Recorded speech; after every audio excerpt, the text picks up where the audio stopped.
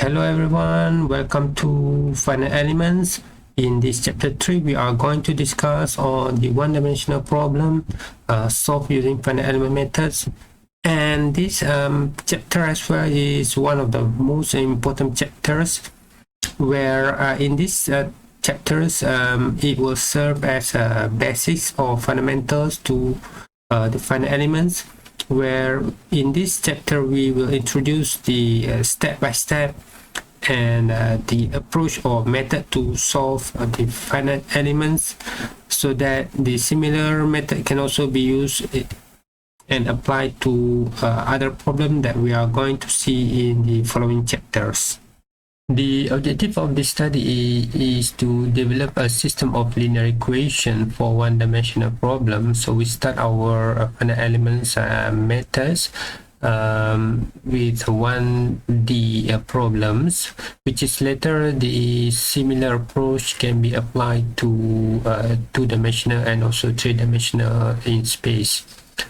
And number 2 is to apply finite elements for solving general problems involving bar structures with different support conditions.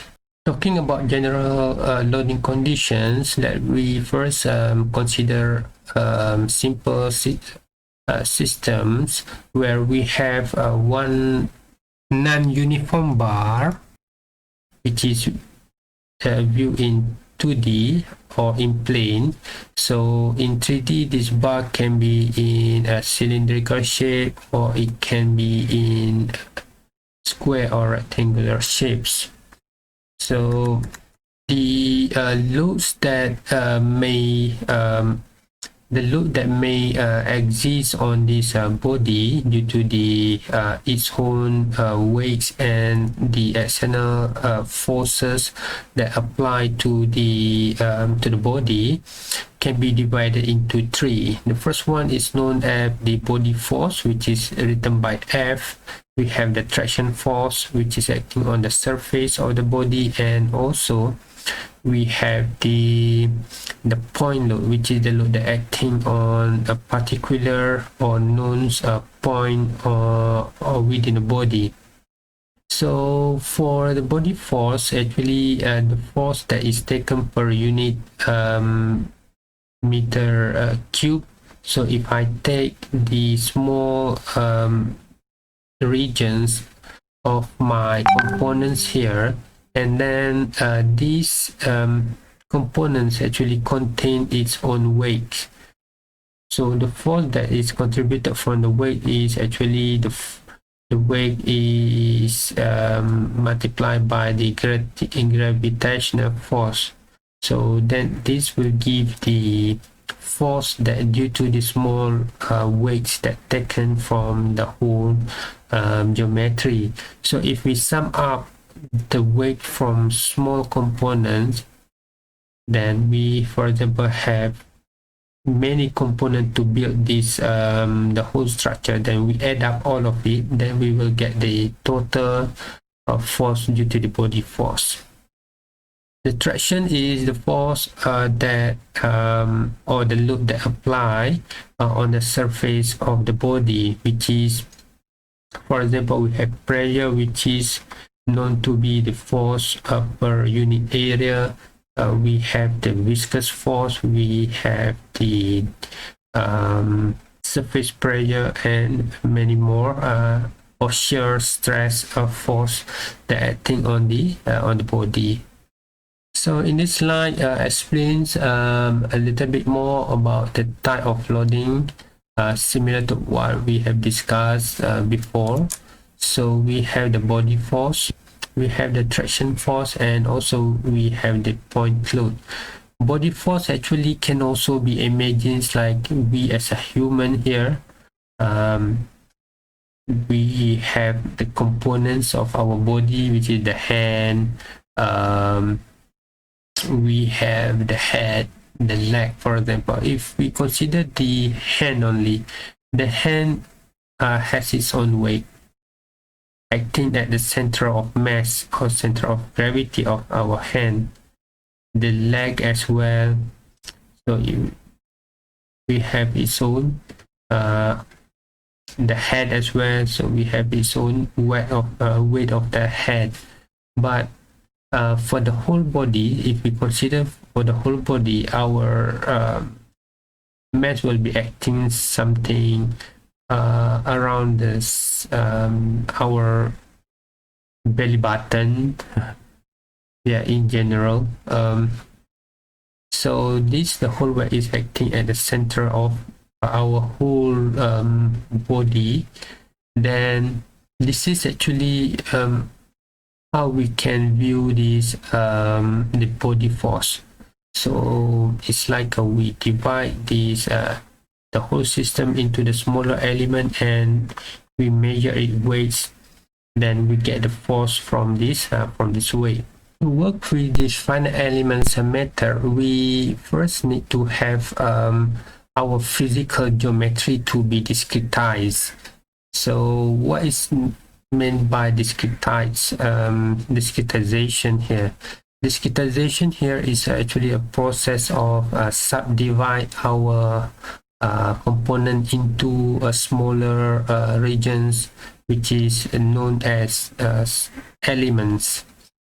So in the finite elements method, several steps has to be followed, which is the first step is to have our physical geometry. So this is considering this is our physical geometry, which the real geometry that we have, and then we subdivide this into a smaller elements. In this case, we divide it into 4 elements, and we divide it each element with a uniform bar element. So as we can see here, so our first element here actually is divided so that it has, instead of non-uniform sections, so we divide it so that it has a uniform element that's spanning for the whole element number 1 from the top to the bottom here. For the element number 2, we do the same thing, but I would like to highlight the element number 3 here, where the variations of the surface curvature here is very, very large.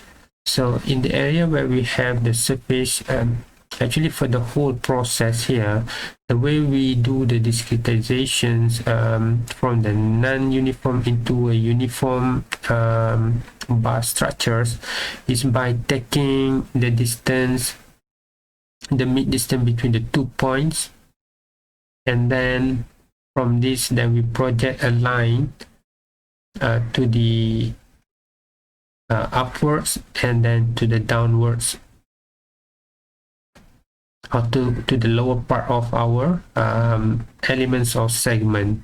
So from there, as you can see here, if we do this kind of projection, we will have this part will be a loss in our analysis or in our calculations of the area, but we have excess of the area in the bottom part of the midline of our element here. So actually this excess here is to compensate what we lost on the upper part. So using the midpoint approach, actually we can reduce the error due to the discretization. So midpoint approach is the best approach in order to discretize our geometries. So we do the same thing to the whole segment, and then we can actually represent our physical geometry into this, what we call it as the 1D bar element. 1D bar element, where we transfer from the subdivisions of our elements from the physical geometry into the 1D bar element that has a constant cross section in every element. And then from this, we actually further transfer into a more simpler representations of our elements or structures, which is by represent it by using a single line as shown here. So this actually this single line actually we store the same information as the physical geometry and 1D bar geometry, including the nodes numbering and element numbering, the area, the material properties, and all other information required. So similar to the physical geometry and 1D bar, we can write the nodes numbering for each elements. We can write the axis as well, and then we can write the elements numbering to the to every elements. So this is what we call it as the finite elements model of our structures, which is at this stage we are not labeling the displacements and force on our finite elements model, which is we will do it later. The numbering of the nodes and elements, which is very important. Other than these two numberings, the nodes numbering and also elements numbering, we may also like to numbers the displacement q and the external force that may apply on each nodal point as shown here. So we can label q1, q2, 3, 4, and 5 similar to the external force applied on the nodal point by using the same index f1, f2, 3, and 4, and 5. So when we have labeled the nodes and elements, then it is very important to come out with the element connectivity table. So this element connectivity table actually tells us how one element is connected to its neighbor's element. So this element number 1 is connected to the element number 2 through these nodes numbering 1, 2, and 3. So element number 1 in this case is connected by these nodes number 1 and nodes number 2, while the element number 2 is connected by these nodes number 2 and nodes number 3. So if we have the table that shows the element connectivity for our element, then we can understand how each element is connected between each other. Element connectivity contains these elements. So we have two parts. The first part is the list of elements, and then the list of nodes. For example, node number 1 is connected from 1 to 2. Node number 2 is connected from 2 to 3, and so on.